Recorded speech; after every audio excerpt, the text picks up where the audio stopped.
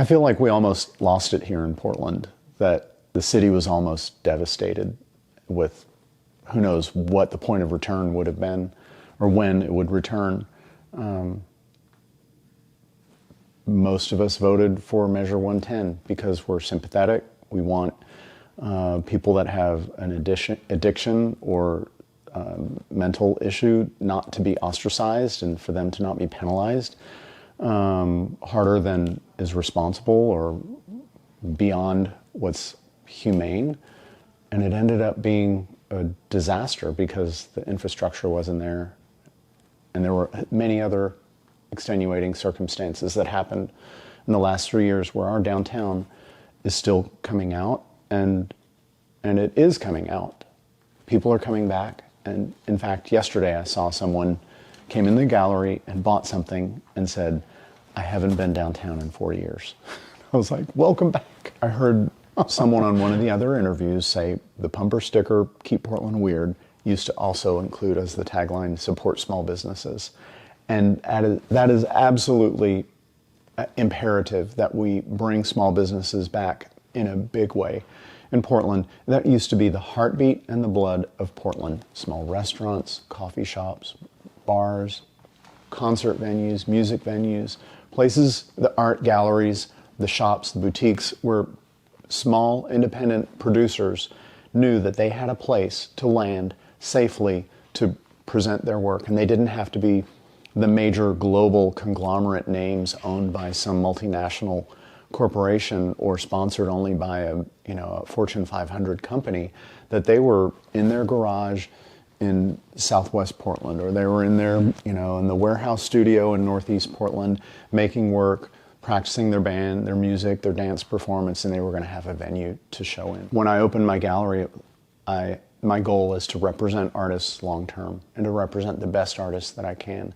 And that was not just like, okay, for a month I'll have a show and then I send the work off and then you're on your own. It means I want to help foster the careers long-term. I mean, I know what it takes to run a gallery. You have to do a lot of long-term work, a lot of long-term planning. Like a sale that I make today might have only been possible because I've been talking to this client for 5 years. I'm a for-profit business. I'm a commercial business. I sell my artists' artwork to make money for them and to pay my light bills and to pay my staff and me. This is my income.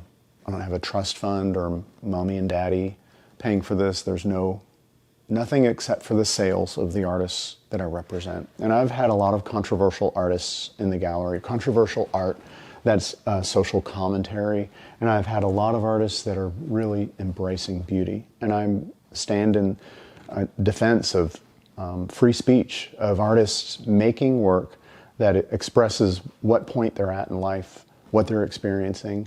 Portland has some of the best free speech laws, and it needs to be defended. Free speech is absolutely under attack and needs to be protected. And of all people, artists understand that. I don't need the city to give me money with a bunch of strings attached. People have avoided downtown because encampments of homeless people and people that are needing psychiatric care are out on the street having mental breaks, and there are drug dealings and there's crime, open crime, and so many of the businesses were boarded up and offices were shut down. The vacancy rate in downtown is still at one of its worst, at the worst rate it's ever seen. And who knows if that can come back.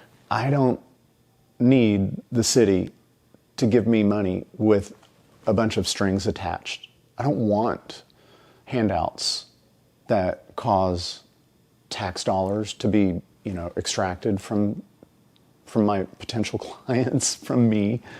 My independence is nimble by being a for-profit commercial business. We have to have cultural experiences for people when they come to Portland.